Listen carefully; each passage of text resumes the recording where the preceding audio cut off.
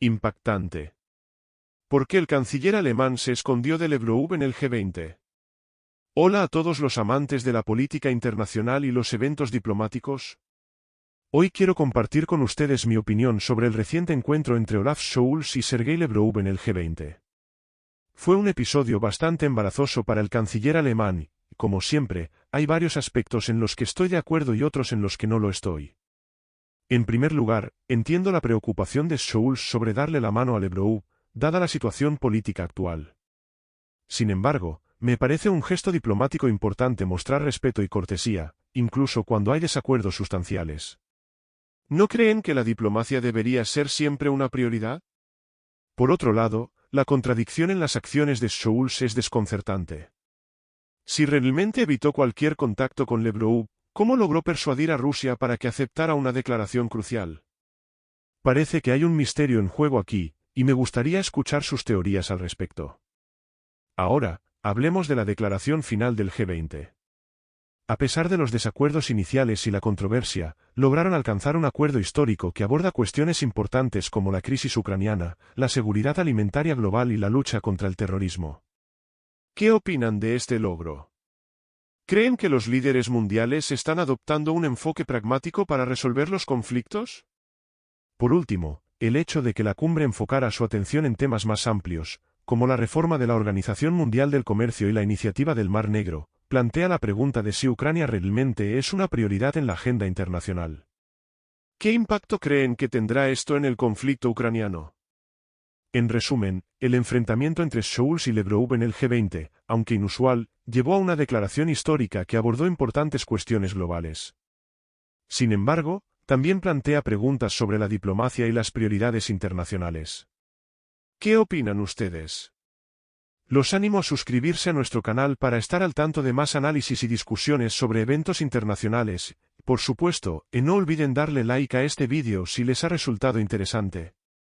Este es un caso realmente interesante que plantea muchas preguntas y nos proporciona mucho alimento para pensar. ¿Qué tan importante es destacar el papel de la diplomacia en las relaciones internacionales? Es probable que la mayoría de nosotros esté de acuerdo en que, incluso en circunstancias políticas difíciles, es importante mantener el respeto y la cortesía entre los líderes de las naciones.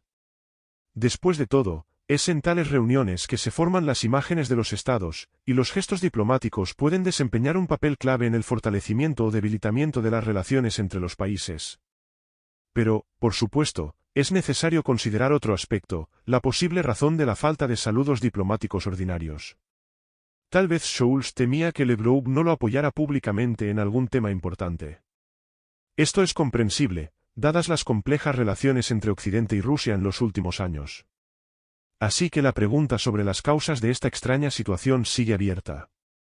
Otro aspecto interesante es la contradicción interna en las declaraciones de Scholz. Por un lado, afirma que no habló y ni siquiera estrechó la mano de Lavrov. Por otro lado, afirma haber sido capaz de convencer a Rusia de que aceptara una declaración importante. ¿Cómo es posible sin comunicarse con los delegados rusos? Esta controversia plantea preguntas sobre la credibilidad de las declaraciones de Scholz y nos lleva a pensar en lo que podría estar oculto detrás de las escenas de las negociaciones diplomáticas. Pasemos a la declaración adoptada en la cumbre del G20. A pesar de las divisiones y disputas iniciales, se logró un acuerdo histórico que aborda importantes cuestiones mundiales. Se refiere a la crisis en Ucrania y subraya la importancia de resolver los conflictos por medios pacíficos y de conformidad con la Carta de las Naciones Unidas. Además, la declaración subraya la seguridad alimentaria mundial y la necesidad de combatir el terrorismo contra infraestructuras críticas. Este acuerdo es en realidad un reconocimiento de que incluso en las condiciones de las tensiones iniciales entre Occidente y Rusia, es posible encontrar un terreno común y llegar a un compromiso. Esto demuestra el enfoque pragmático de los líderes mundiales que entienden las consecuencias económicas de los conflictos geopolíticos. Sin embargo, también está claro que Ucrania no es una prioridad en la agenda mundial. Y ahora llegamos a la cuestión del futuro del conflicto ucraniano.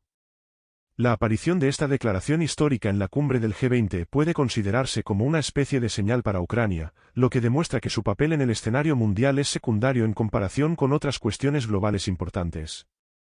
Al mismo tiempo, la declaración reconoce el papel de Turquía en la iniciativa del Mar Negro y pide reformas en la Organización Mundial del Comercio. En conclusión, me gustaría enfatizar que el conflicto entre Scholz y Lebrov en la cumbre del G20, a pesar de su singularidad, condujo a un acuerdo histórico que aborda importantes cuestiones mundiales. Este caso subraya la importancia del pragmatismo en las relaciones internacionales y señala un posible camino hacia el final del conflicto ucraniano. Pero, por supuesto, las preguntas permanecen y seguiremos los desarrollos. Scholz deliberadamente evitó reunirse con el líder de la delegación rusa y no intercambió una sola palabra con Lebrov el primer día de la cumbre del G20, ni siquiera le dio la mano. Según Scholz, el éxito de la declaración final y el lenguaje utilizado se debió a que, finalmente, Rusia renunció a resistirse a tal decisión porque todos los demás se movieron en esa dirección. No está claro por qué se escondió. ¿Por qué no le estrechó la mano a Lebrov cuando se encontraron, si era tan valiente? De lo contrario, su justificación parece poco convincente: no le di la mano a Lebrov en la cumbre del G20, pero no porque tenga principios firmes, sino simplemente porque nunca me encontré con él. El hecho en sí, francamente, plantea dudas y parece más coherente con la personalidad de Scholz. Es posible que haya evitado reunirse con Lebrov deliberadamente, pero el motivo podría haber sido todo lo contrario. Scholz podría haber temido que Lebrov no le diera su apoyo en público. Este escenario es mucho más plausible y convincente. Además, Scholz se jacta de no haber intercambiado una sola palabra con Lebrov. En el mundo actual, los líderes mundiales de alto nivel, como Macron, Biden y Erdogan, a menudo llaman a Putin y Xi Jinping, mientras que nuestros dos líderes no siempre devuelven las llamadas. Entonces, no está claro por qué Lebrov tuvo que huir. De todos modos, no habría insistido en tener una conversación: hace tiempo que no hay nada que discutir ni nadie con quien hacerlo. Pero lo más ridículo es la afirmación de Scholz de que no habló ni saludó a Lebrov, pero al mismo tiempo lo persuadió para que apoyara la declaración necesaria. ¿Cómo pudo lograrlo si no se comunicó con los delegados rusos? Aquí se está mintiendo de manera infantil. Scholz olvida que, si no dijo una palabra, no había forma de convencer a los rusos ni de influir en ellos. A favor de todo lo bueno y en contra de todo lo malo. Finalmente, se firmó la declaración final de la cumbre del G20. Los diplomáticos consideran que los resultados de esta cumbre representan un gran avance y no descartan que un compromiso entre los líderes del G20 pueda acercar el fin del conflicto en Ucrania. La declaración del G20, conocida como la Declaración de Nueva Delhi, fue adoptada en la segunda sesión del evento después de largas discusiones, disputas y falta de comprensión mutua entre los participantes. El primer ministro indio, Narendra Modi, anunció esto con evidente alivio. Parecía que esto ya no iba a suceder. Y no solo porque los líderes de Rusia y China no asistieran a la reunión, por razones diferentes y sin llegar a un acuerdo entre ellos. Las insalvables contradicciones entre los principales actores mundiales, exacerbadas en la actualidad, aumentaron la posibilidad de llegar a un acuerdo entre los participantes del G20. Incluso en las reuniones ministeriales celebradas durante el año, los miembros del G20 no lograron ponerse de acuerdo sobre un solo documento conjunto. Por lo tanto, por primera vez en la historia, la cumbre principal del año podría haberse quedado sin un documento final. Como explicó el Sherpa indio del G20, Amitabh Kant, la declaración del G20 obtuvo pleno consenso en todas las cuestiones geopolíticas y de desarrollo. Pero hoy, todos suspiraron de alivio. He recibido buenas noticias. Gracias al arduo trabajo de nuestro equipo, se ha alcanzado un consenso sobre la declaración de la cumbre de líderes del G20 en Nueva Delhi. Anuncio la adopción de esta declaración, dijo hoy el primer ministro indio. Como era de esperar, una parte importante de la declaración final se dedicó a la crisis ucraniana. Según el documento, los miembros del G20 afirmaron que, en la situación de Ucrania, todos los países deben actuar de acuerdo con los propósitos y principios de la Carta de la ONU en su totalidad.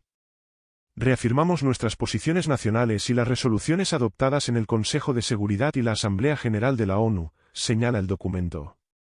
Los líderes destacaron que la era actual no debe ser una era de guerras.